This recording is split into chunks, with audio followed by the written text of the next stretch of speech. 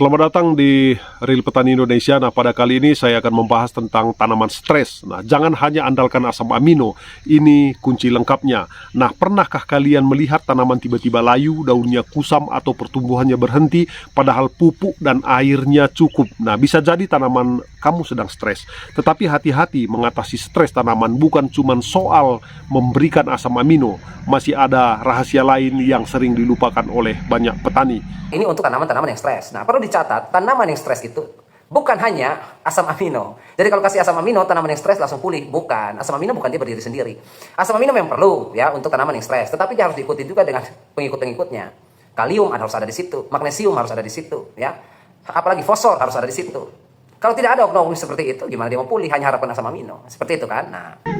Dalam dunia budidaya, stres pada tanaman adalah hal yang sangat umum, teman-teman. Penyebabnya beragam, cuaca ekstrim, serangan hama, kekeringan, tanah asam, pemupukan berlebihan, atau bahkan setelah disemprot pestisida. Nah, saat stres tanaman seperti terhambat, proses fotosintesis terganggu, akar melemah, daun menguning, bahkan bisa mati perlahan. Dan itu saya alami sendiri, teman-teman. Nah, banyak petani mengandalkan asam amino untuk mengatasi stres, dan itu memang bagus ya, teman-teman. Tetapi asam amino saja tidak cukup untuk memulihkan tanaman secara menyeluruh. Nah, kita membutuhkan lebih dari sekedar satu jenis senyawa untuk memulihkan tanaman kita yang stres. Nah, mengapa asam amino itu begitu penting dalam penanganan stres pada tanaman?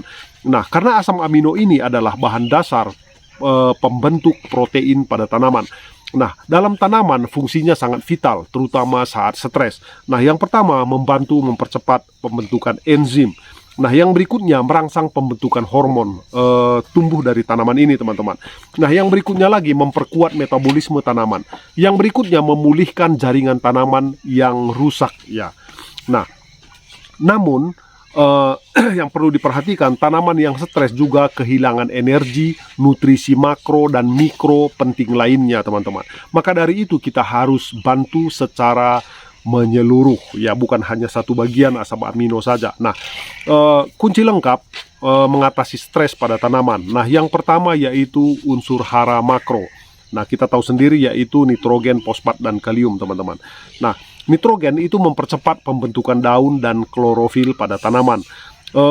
Fosfor memperkuat akar, membantu pembentukan energi. Kalium meningkatkan daya tahan dan sirkulasi air di dalam tanaman. Nah, tanaman yang stres sangat butuh energi dan perbaikan akar. Nah, jangan lupa pupuk dasar dan pupuk daun yang seimbang kita gunakan.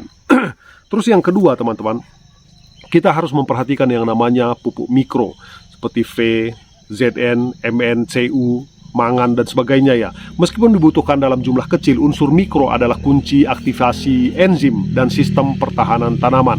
Nah, tanaman stres biasanya rentan terhadap penyakit karena sistem kekebalan tanaman ini lemah.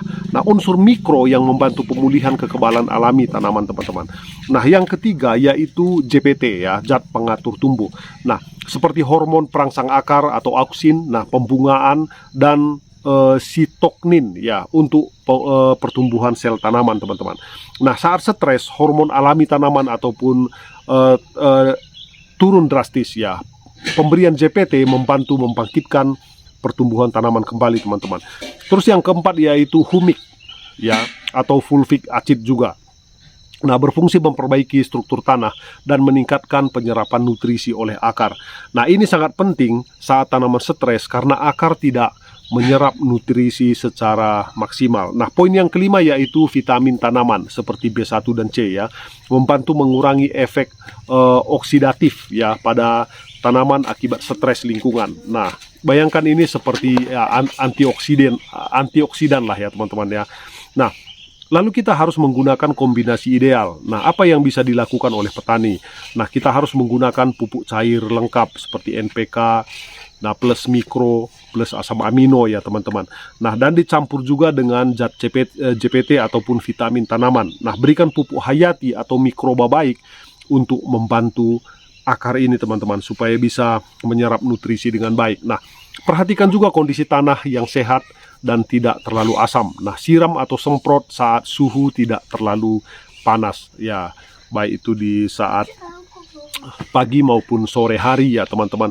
Nah, jadi kesimpulannya mengatasi stres pada tanaman tidak cukup dengan satu senyawa ajaib seperti asam amino. Nah, butuh pendekatan menyeluruh yang seimbang. Nah, asam amino memang hebat, tetapi tetap butuh bantuan dari unsur makro, mikro, nah hormon dan stimulan tanah lainnya. Nah, ingat tanaman yang diperlukan dengan bijak, diperlakukan dengan bijak akan membalas dengan pertumbuhan teman-teman.